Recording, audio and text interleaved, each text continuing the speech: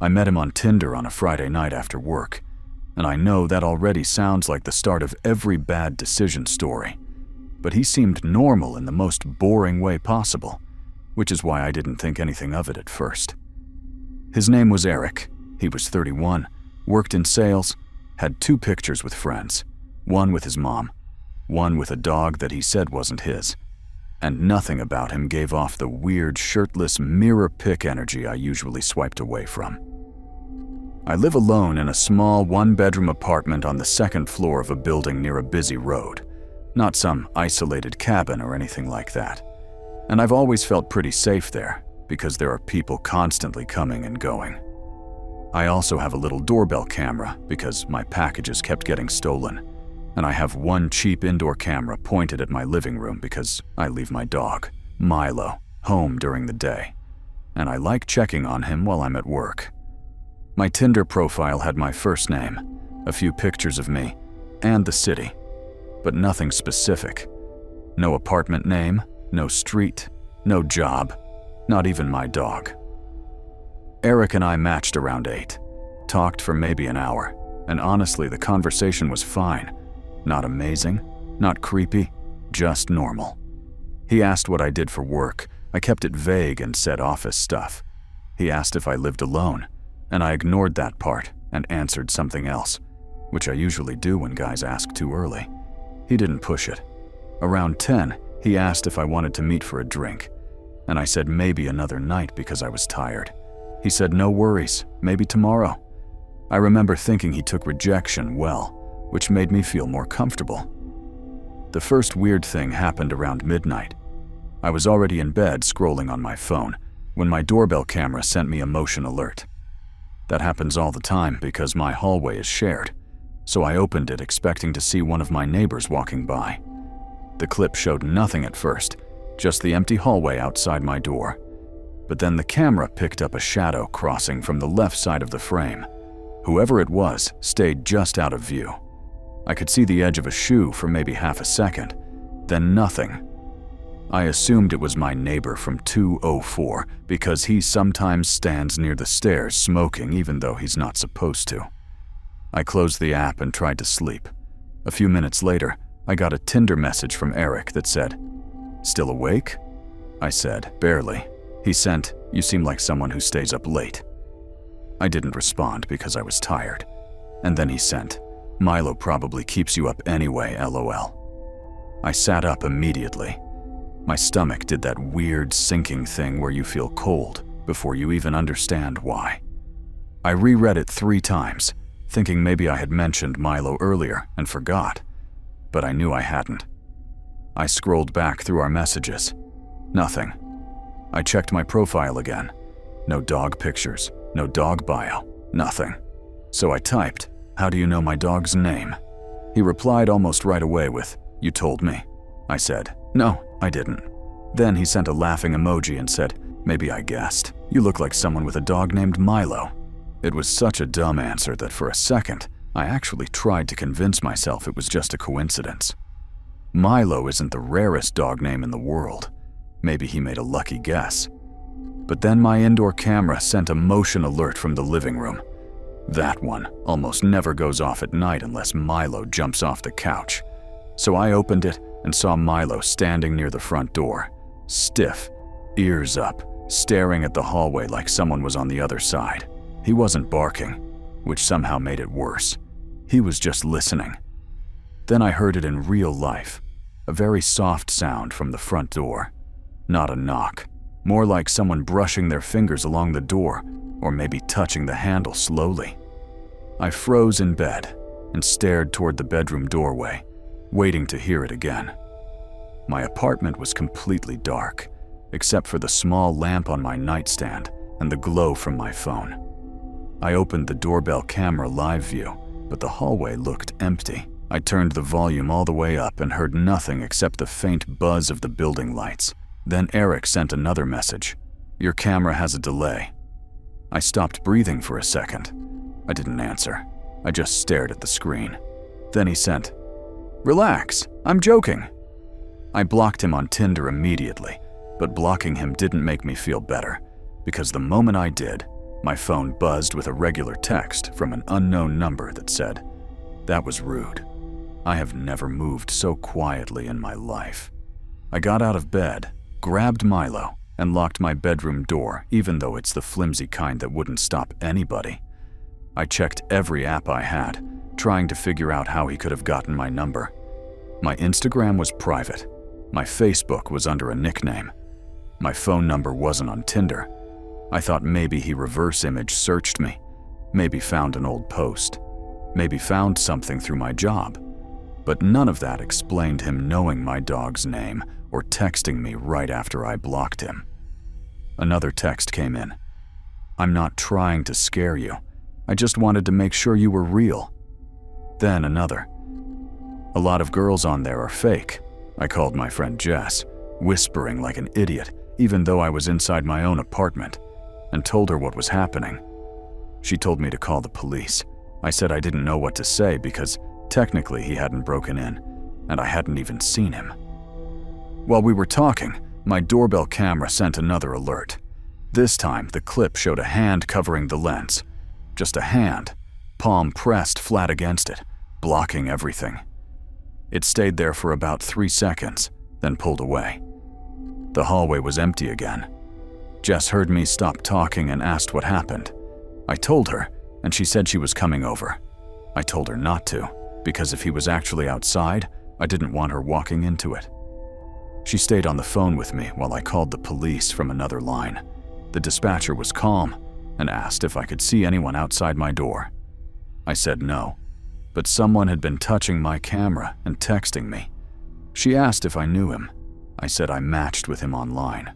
Saying it out loud made me feel stupid, like I had invited this into my life by swiping on a stranger.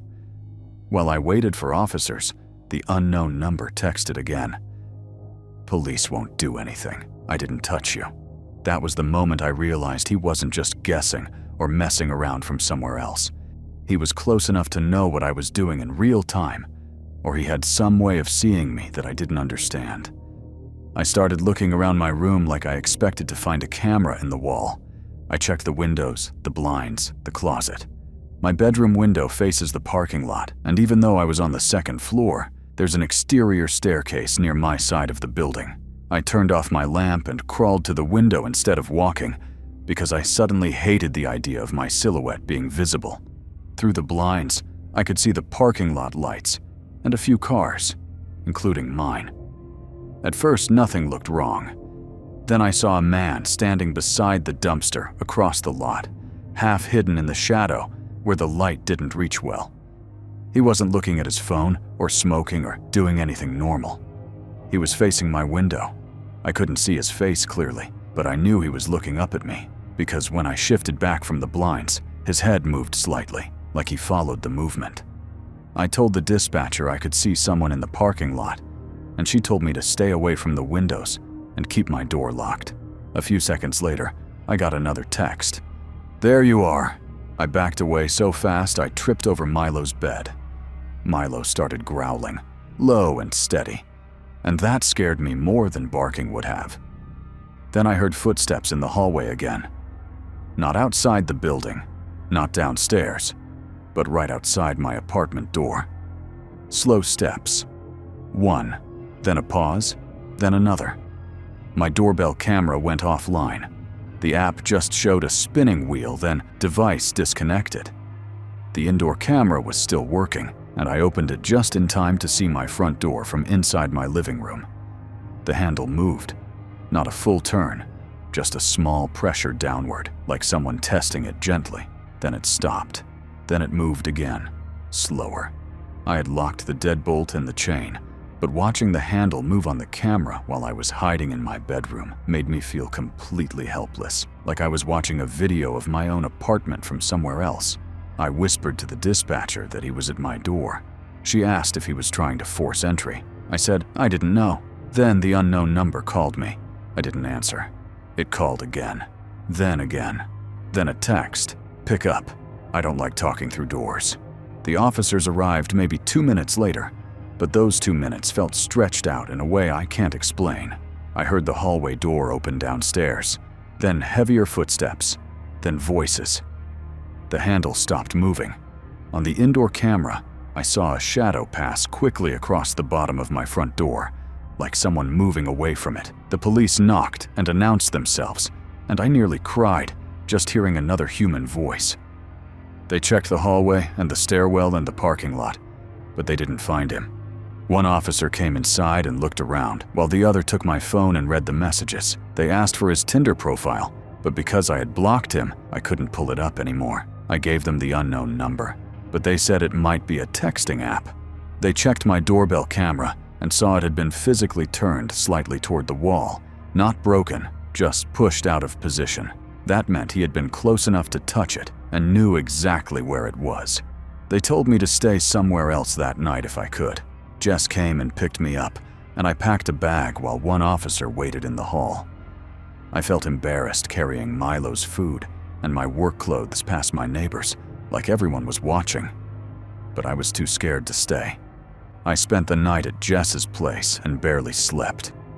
The next morning, I changed all my passwords, deleted Tinder, called my apartment office, and asked if they had cameras. They did, but only at the front entrance and mailroom, not on the side stairwell near my unit. The manager said they'd check anyway. Later that day, she called me sounding uncomfortable and said the cameras showed a man entering the building around 11:48 p.m. behind a resident who had propped the door open while carrying groceries. He was wearing a hoodie and a baseball cap, and he kept his face down. He didn't leave through the front entrance. That part still bothers me. Maybe he left through the side door with no camera, but hearing we didn't see him leave made my skin crawl. I stayed with Jess for 3 days.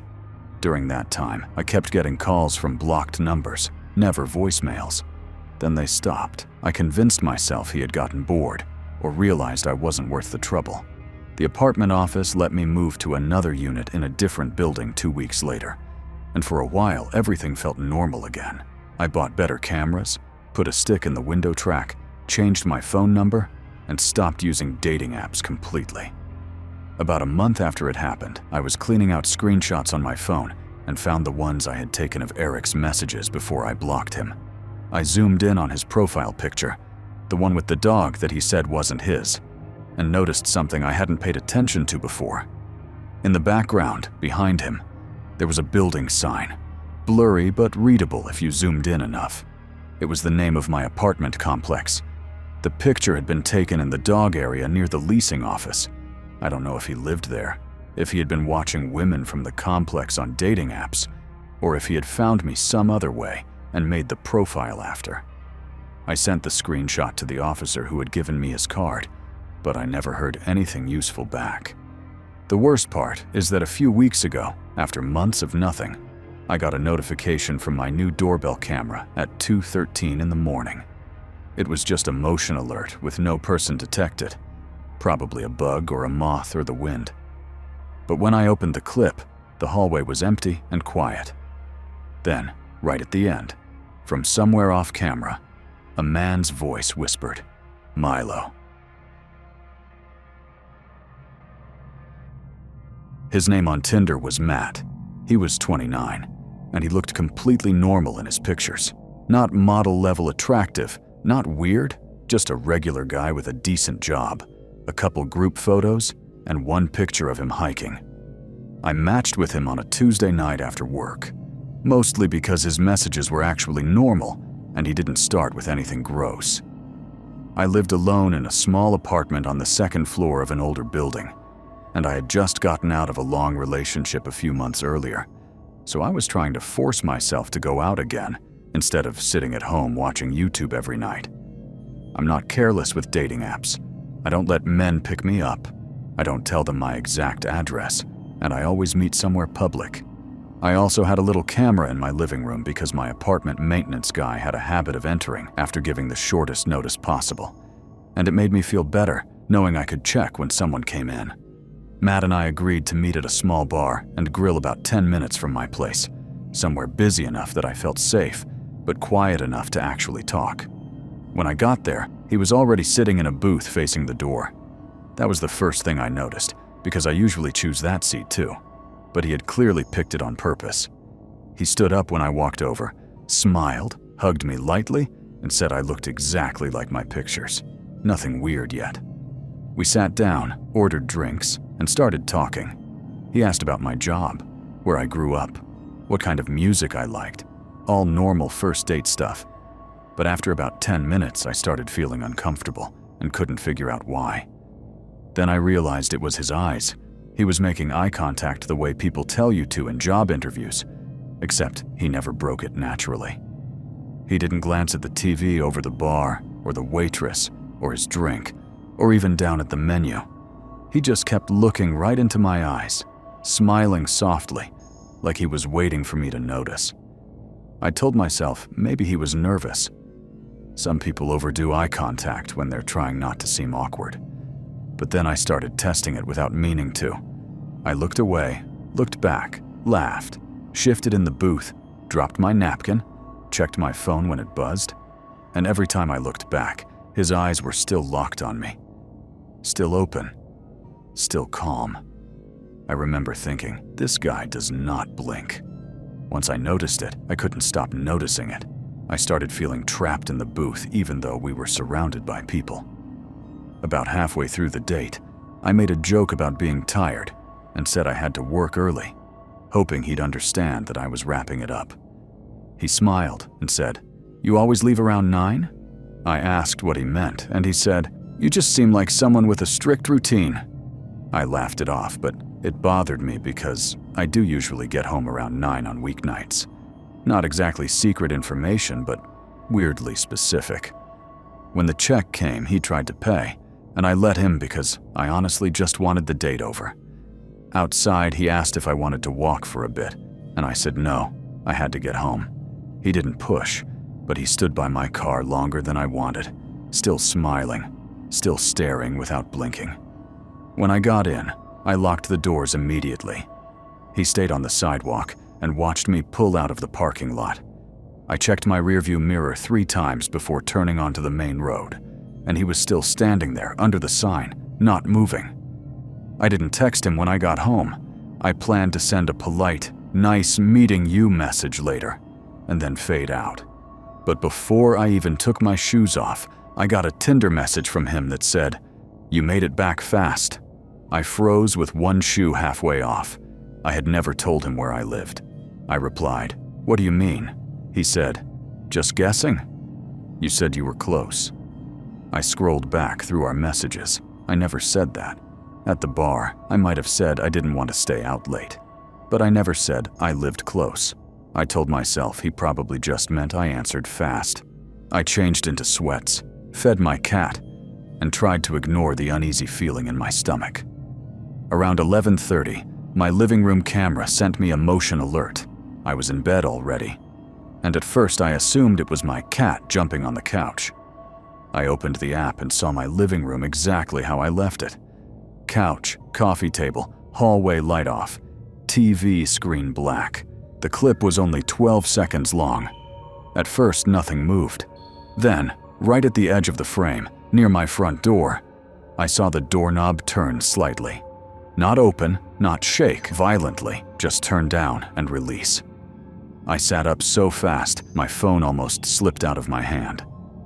My apartment door had a deadbolt, and I was sure I had locked it. But I still got out of bed and walked quietly to the hallway. I didn't turn on any lights. I looked through the peephole and saw nothing but the empty hallway. My building had old carpet and dim yellow lights, and sound carried through the doors, so I stood there listening. Nothing. No footsteps, no elevator, no stairwell door. I checked the lock 3 times, then went back to my room and pushed a chair under the bedroom door handle, even though I knew that was ridiculous. 10 minutes later, Matt messaged me again. "Still awake?" I didn't answer. He sent another message. "You seem jumpy." That was when I started feeling genuinely scared. I unmatched him immediately, thinking that would be the end of it. But almost as soon as I did, I got a text from a number I didn't recognize. It said, "That wasn't very nice." I felt my whole body go cold. I had never given him my number. I checked every app, every profile, trying to figure out where he could have found it. Maybe my Instagram was connected somehow, Maybe he found my last name? Maybe there was some data broker website with my phone number online? I don't know. People can find things now. But the timing was the part I couldn't explain. He texted me within seconds of being unmatched, like he was waiting for me to do it. I didn't reply. I turned off all the lights and sat in bed holding my phone, listening to every little sound in my apartment. My cat was under the bed, which was not normal. She usually slept on my pillow or on the windowsill, but she was hiding so far under the bed, I could only see her eyes shining when my screen lit up. At 12:07, the camera sent another motion alert. This time, the video showed my living room again, and for the first few seconds, everything looked still. Then the camera slowly tilted downward, like someone had touched it. It didn't fall. It didn't get knocked over.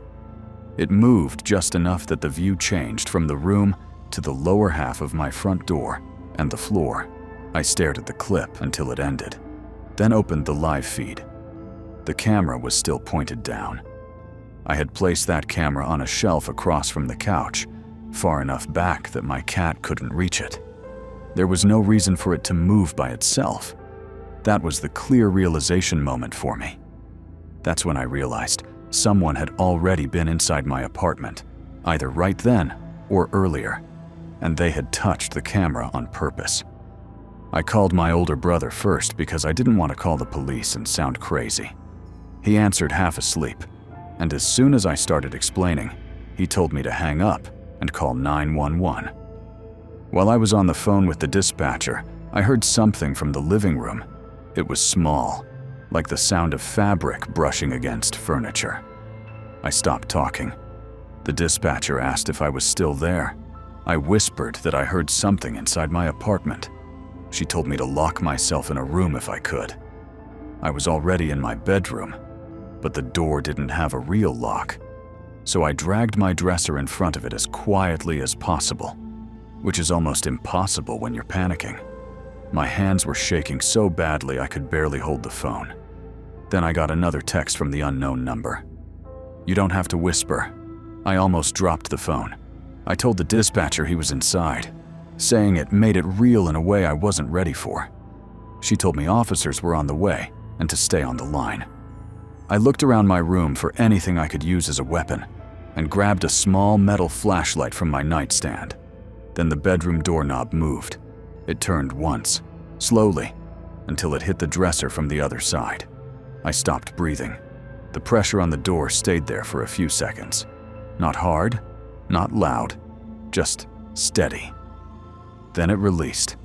I heard a soft laugh from the other side, so quiet I could have convinced myself it was my imagination if the dispatcher hadn't gone silent too, and then asked, "Was that someone laughing?" I couldn't answer. The unknown number called me. My phone vibrated in my hand, lighting up the room, and I smashed the side button to silence it. The call stopped and a text came through. "I liked you better at the table. You looked at me more."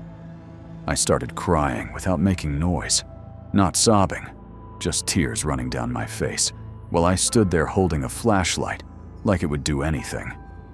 Outside, I finally heard sirens, faint at first, and then closer. The person on the other side of my bedroom door heard them too, because the pressure on the door disappeared. I heard footsteps moving away. Then the front door opened and closed softly. Not slammed. Softly, like whoever it was didn't want to be rude. A minute later, police were banging on my apartment door. I yelled that I was in the bedroom and that someone had been inside. They searched the apartment, the hallway, the stairwell, the laundry room, the parking lot, everything. They didn't find him. But they did find that my front door lock had been opened with no damage, and my sliding balcony door, which I never used, was unlocked. I live on the second floor, but my balcony is right above a low storage roof behind the building. Someone could climb up if they really wanted to. The police also found one of my kitchen chairs pulled out and placed, facing my bedroom hallway. That still bothers me more than almost anything, because it means he had been sitting there at some point in my dark apartment, facing the room where I was sleeping, My living room camera had been turned downward by hand, and when we checked the saved clips, there was a missing gap of almost 20 minutes where the camera had gone offline. I stayed with my brother that night and didn't go back alone again. Over the next week, I learned a few things that made it worse. My landlord said there had been no maintenance request and nobody had permission to enter my apartment. A neighbor told me she had seen a man in a hoodie near the back stairs earlier that evening, but assumed he lived there. The bar where we met checked their cameras and showed Matt leaving 2 minutes after me, but his car didn't leave the lot until almost 10 minutes later. The police said the number he texted from was through an app, and the name on Tinder was probably fake. I moved out less than a month later, even though it cost me money I didn't really have. I deleted all my dating apps and changed my number.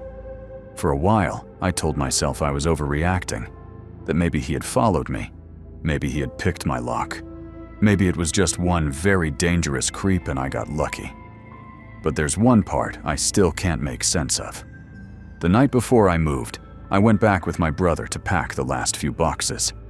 My brother was in the kitchen, and I was taking stuff out of my bedroom closet when I found something taped to the inside of the closet wall, low near the floor, where I never would have looked.